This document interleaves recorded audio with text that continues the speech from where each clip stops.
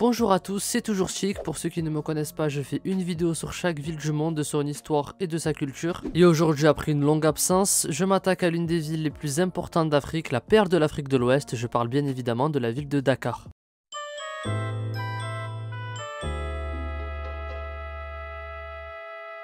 Dakar ou Ndakaaru est la capitale du Sénégal. Son nom apparaît en 1750 lorsque le botaniste français Michel Adandon réalisait un croquis du Cap-Vert. Plusieurs théories et histoires autour du nom de la ville. Tout d'abord Dekraw qui veut dire ceux qui s'y installent sera en paix, ou alors Dakar qui désigne les tamariniers, un arbre que l'on retrouve souvent dans la région. Il pourrait aussi venir de Dek et Rao qui signifierait s'échapper du pays en raison de l'afflux de population des régions voisines. Une autre histoire dit que Dakar provient de Dakar, le nom de famille d'un marin français. Concernant le symbole de Dakar que je trouve très joli, on y trouve un phare qui symbolise la côte, des pirogues à voile carré pour le commerce, les feuilles de tamarinier, les chevrons qui représentent les mamelles de Dakar dont on parlera plus tard, et le fort situé sur l'île de Gorée qui représente l'histoire de Dakar. Parlons un peu histoire justement pour découvrir cela de plus près.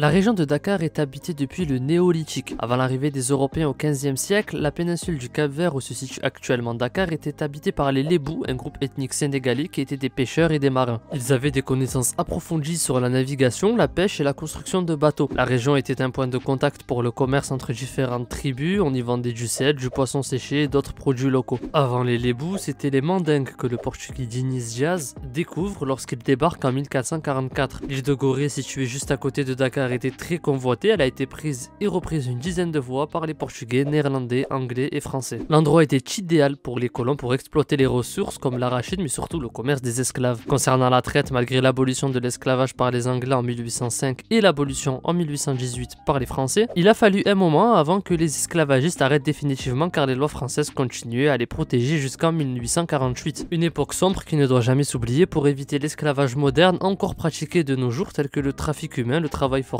etc. L'arrêt de l'esclavage au Sénégal, on le doit à de nombreux religieux et intellectuels sénégalais qui se sont battus toute leur vie contre l'esclavagisme comme le Cheikh Oumar Tall. Revenons à Dakar, c'est en 1857 que les Français vont coloniser et créer la ville de Dakar sous les ordres du capitaine Proté. Un fort est construit sur les côtes sénégalaises et un pavillon français est tissé. Le véritable commencement de la construction de la ville de Dakar démarre en 1862 par le colonel Émile Pinel-Laprade. Une épidémie de choléra ralentit les travaux en 1869 où même le colonel y succombera. Malgré tous les travaux, Dakar a du mal à accueillir les populations et il préfère rester à Gorée ou à Rufisque où le commerce de l'arachide était élevé. C'est d'ailleurs à Rufisque où les familles aisées noires et métisses préfèrent s'installer. Les autorités françaises construisent alors un quai moderne qui rend celui de Rufisque obsolète et maintenant les familles aisées viennent s'installer à Dakar. En juin 1887, Dakar devient une ville à part entière et se sépare de Gorée. La ville passe à 8500 habitants tandis que Gorée baisse à 2000 habitants. Elle arrive également à concurrencer Saint-Louis lorsque les Français construisent la gare de Dakar ainsi qu'une liaison vers Saint-Louis. Elle surpasse Saint-Louis en 1902 lorsque Dakar devient la capitale de l'Afrique occidentale française. Pendant la Seconde Guerre mondiale a eu lieu la bataille de Dakar, appelée aussi l'opération Menace. Les Britanniques accompagnés de Charles de Gaulle tentent de récupérer l'Afrique occidentale française aux mains des collabos en commençant par Dakar. Les forces alliées échouent face à Pierre Boisson, gouverneur général de l'Afrique occidentale française, sachant que pendant la même période, les Anglais réussissaient face aux Français en Algérie. Cette défaite avait vraiment fait du bien aux collabos et a maintenu la division au sein de l'armée française entre les partisans de Vichy et ceux de la France libre. En gros, les Français collabos étaient encore plus en confiance et regagnaient du terrain face à la résistance. Du côté des habitants de Dakar, la population vivait dans l'incertitude et ne voulait plus des Français, que ce soit de Vichy ou de Gaulle. En 1958 justement, Charles de Gaulle sera à Dakar, fraîchement accueilli par les Sénégalais réclamant leur indépendance. 2 ans plus tard, le Sénégal obtient son indépendance et devient la capitale de la Fédération du Mali, puis le 4 avril 1960, capitale du Sénégal. En 1978, la Banque centrale des États de l'Afrique de l'Ouest est déplacée de Paris à Dakar. Plus récemment, en 2010, le monument de la Renaissance africaine est construit par des Nord-Coréens. Juste avant son inauguration, de grandes manifestations ont eu lieu demandant la démission du président Abdoulaye Wade, car le monument a coûté entre 9 et 15 milliards de francs CFA, donc entre 15 et 23 millions d'euros, alors que la moitié de la population vit sous le seuil de pauvreté et que le pays est en pleine crise économique. De grandes manifestations ont eu lieu récemment durant l'été 2023. En gros, le président Macky Sall a dissous le parti politique adverse et a incarcéré son opposant politique Sonko. Les élections de 2024 approchent et il faut suivre ça de très près. Petite mise à jour en plein montage de vidéo, le président actuel Macky Sall a reporté les élections, ce qui provoque des tensions dans tout le pays. À voir comment cette histoire se finira.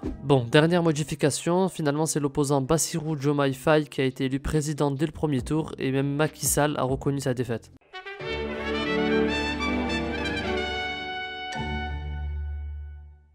Dakar se trouve dans la région de Dakar, à l'ouest du Sénégal, c'est le point le plus à l'ouest de l'Afrique sur la presqu'île du Cap-Vert. La cité se trouve sur un ancien volcan qui, après érosion, aurait formé la presqu'île du Cap-Vert, l'île de Gorée, l'île de Ngor, les îles de la Madeleine et les Mamelles qui sont les deux collines coniques à Dakar. La ville se trouve sur le bord de l'océan Atlantique, c'est la ville la plus proche du Cap-Vert. Dakar est située à 167 km de Banjul, à 408 km de Nouakchott, à 705 km de Conakry et à 1406 mètres de Bamako. La superficie de la ville est de 83 km² pour la ville et 550 km² pour toute l'agglomération. Le décalage horaire est le même que celui de Londres, le GMT Greenwich Mean Time, 1 heure en moins qu'en France. Du côté géologique, Dakar possède plusieurs lacs comme le lac Retba, très connu sous le nom du lac Rose, le lac Mbebus. Pour finir avec la géographie, parlons du climat. C'est un climat subtropical désertique, une saison chaude et humide de juin à octobre. On appelle ça des moussons qui sont très favorables à l'agriculture mais qui peuvent causer des inondations et énormément d'humidité. C'est pendant le mois d'août qu'il pleut le plus. Une saison sèche et plus fraîche de novembre jusqu'à mai avec peu de pluie à cause de l'harmattan, un vent de sable et de poussière du Sahara qui rend le climat très sec. À Dakar, il fait en moyenne 18 degrés en janvier avec un record ayant déjà atteint les 10 degrés et en août en moyenne il fait 25 degrés avec un record de 43 degrés. Parlons un peu plus des Dakarois.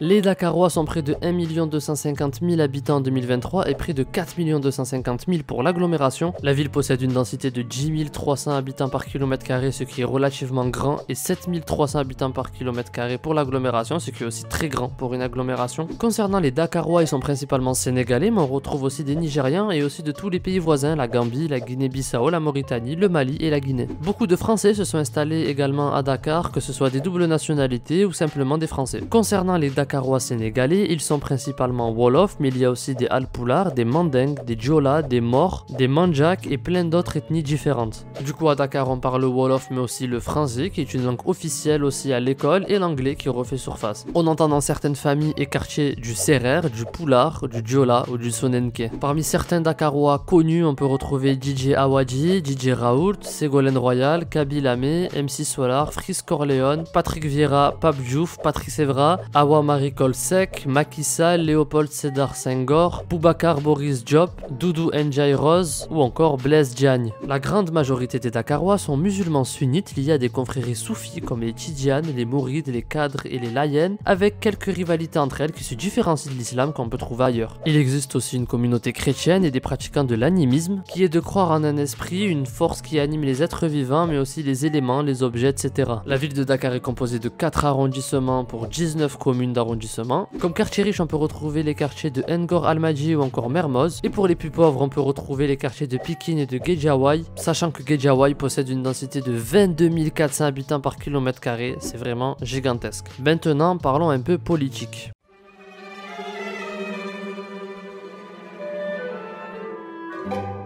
Le maire de la ville s'appelle Barthélémy Dias et il travaille dans la mairie de Dakar, il fait partie du Parti Socialiste. La ville accueille beaucoup de bureaux de l'ONU comme le Programme des Nations Unies pour le développement, le Programme alimentaire mondial ou encore l'UNICEF. On retrouve le FMI, l'OIF ou encore le CEA. La ville regroupe environ 75 ambassades et 14 consulats. Parmi les villes jumelées, on retrouve Bamako, Bissau, Brazzaville, Jérusalem-Est, Milan, Oran ou encore Washington. Côté français, la ville est jumelée avec Marseille et Dijon. Des accords supplémentaires ont même été signés entre Dakar et Marseille concernant la santé, l'éducation, la culture, mais aussi la natation, l'analyse des eaux, etc. Par exemple, la ville de Dakar souhaite un compte rendu des JO 2024 de la ville de Marseille pour les Jeux Olympiques de la jeunesse à Dakar prévus en 2026. Concernant la vie à Dakar, le salaire est en moyenne de 245 000 francs CFA, environ 374,58 €, et il paye une grande bouteille d'eau à 462 francs CFA, ce qui fait 71 centimes. Sur Numbeo, la pollution quant à elle est de 90, on verra pourquoi après, et la criminalité est à 38,66.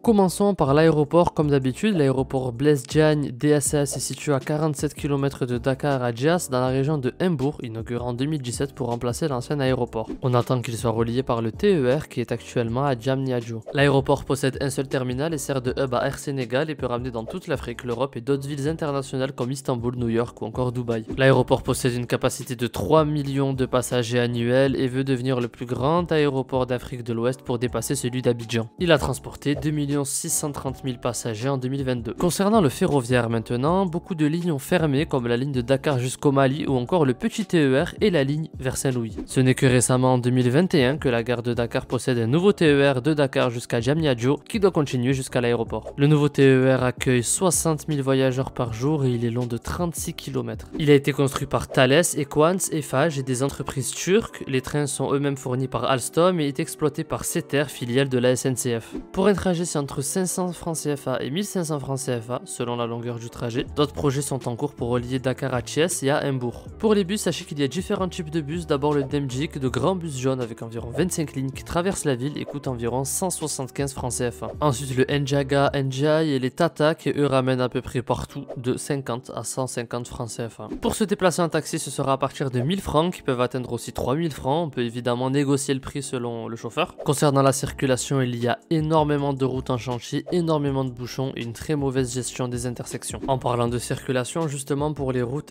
et autoroutes, la seule autoroute du pays, la A1, fait le même trajet que la N1, sauf que la N1 continue jusqu'au Mali. La N2 vers Thiès puis Saint-Louis jusqu'à Mauritanie et enfin la N3 de Thiès vers la Mauritanie également. Concernant le tourisme, pas de chiffre exact pour Dakar, mais le Sénégal a accueilli 1,5 million de personnes en 2018. Le tourisme d'affaires concernant la politique et le commerce ou encore le tourisme balnéaire et culturel attire de nombreuses personnes chaque année. La ville possède plus de 174 réceptifs, c'est-à-dire hôtels, auberges, etc. Plus de 50% des touristes sont français, suivis par les Américains et les Belges. Le tourisme rapporte beaucoup d'argent à la ville, mais il y a aussi le secteur industriel, du bois et du raffinage qui en rapporte aussi, même si elles ont du mal depuis l'arrivée des Chinois. Le secteur informel aussi fait tourner l'économie de la ville, les petits boulots, les petits commerces, les transports, etc. Le port de Dakar, 9e port d'Afrique, est aussi très pratique car il ouvre des possibilités vers l'Amérique et l'Europe. La ville accueille la Société Générale de Banque au Sénégal, la Compagnie bancaire de l'Afrique occidentale, la Banque internationale pour le commerce et l'industrie du Sénégal ou encore la Banque de l'habitat du Sénégal. Il faut aussi préciser que c'est la ville la plus chère de l'Afrique de l'Ouest. On peut retrouver aussi de grandes entreprises installées à Dakar comme Air Sénégal, Sonatel, Sénélec ou encore Elton. Beaucoup de compagnies françaises comme Casino, Carrefour, Auchan ou même Orange.